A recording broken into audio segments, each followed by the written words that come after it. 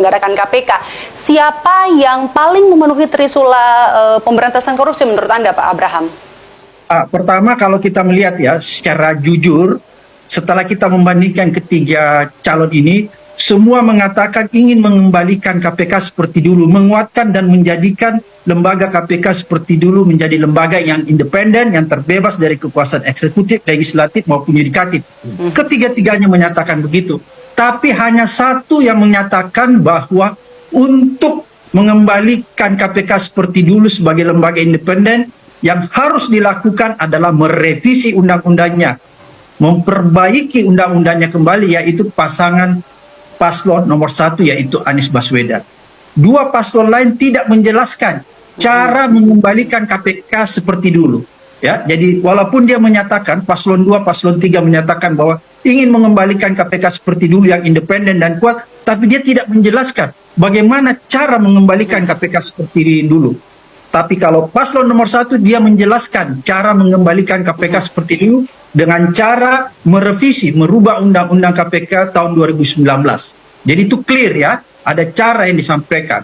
Kemudian yang kedua, saya ingin mengkritik sedikit apa yang disampaikan paslon 2, bahwa salah satu cara untuk menekan angka korupsi yaitu menaikkan gaji pejabat.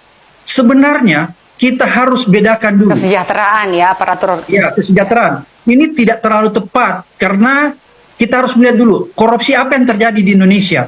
Kalau ternyata korupsi yang terjadi di Indonesia itu lebih banyak yang sifatnya grand corruption, maka solusinya bukan menaikkan gaji pejabat, karena grand corruption adalah terjemahan dari korupsi yang besar yang dilakukan oleh pejabat dan kejahatannya, korupsinya itu jumlahnya besar. Oleh karena itu, kalau pejabat melakukan korupsi bukan karena mereka gajinya kecil, enggak. Contoh bupati, gubernur, pejabat eselon 1, dirjen, itu semua gajinya sudah memadai, walaupun bukan berarti berlebihan, tapi sudah cukup untuk menghidupi mereka. Jadi nggak perlu dinaikkan gajinya, karena kejahatan atau grand corruption itu disebabkan oleh yang kita sebut corruption by greed. Orang korupsi karena keserakahan. Kalau pejabat, bupati, gubernur, eselon 1 korupsi, itu dia korupsi bukan karena kebutuhannya tidak mencukupi, tapi karena dia serakah. Jadi berarti solusinya bukan menaikkan gaji.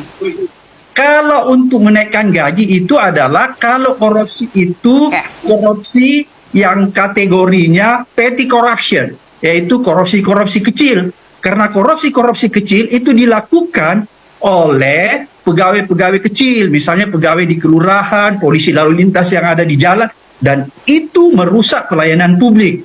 Nah, kalau itu terjadi, korupsi kecil, petty corruption, itu baru solusinya menaikkan gaji pegawai. Tapi Pak Abraham, maaf saya potong. Itu kan kalau dari sisi independensi dan juga untuk gagasan disampaikan oleh Capres nomor 02 ya. Kalau misalnya untuk bisa mengembalikan kepercayaan publik yang jadi penting nanti untuk diutamakan, mengembalikan kepercayaan publik kepada Komisi Anti Rasuah ini apa? Melihat dengan apa yang terjadi sejumlah kasus yang menyeret nama pimpinan KPK, ada Lili Pintauli Siregar, kemudian juga Firly Bahuri, dan yang terbaru adalah 93 pegawai yang diduga terlibat pungli. Mana paslon yang paling mendekati realistis untuk bisa mengembalikan kepercayaan publik?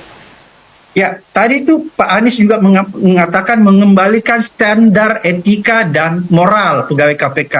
Kalau kita ingin mengembalikan standar etika dan moral, maka itu kita berbicara masalah rekrutmen. Pertama, rekrutmen komisioner, pimpinan KPK itu harus diperbaiki, dan rekrutmen para pegawai KPK. Kita tidak boleh lagi melakukan rekrutmen pimpinan KPK yang bermasalah atau yang moral atau standar integritasnya itu rendah. Seperti kemarin kita merekrut para komisioner. Jadi rekam jejak ini penting ya untuk bisa difilter ya. Ya, jadi begini, seperti kemarin kita merekrut ya standar integritas para pimpinan KPK yang rendah. Firly, Lili, Alex, Gufron, Tanak, itu semua mempunyai standar etika yang rendah. Kenapa saya katakan rendah? Karena mereka sudah punya masalah dan dilaporkan pada Pansel dan juga DPR, tapi tetap dipilih.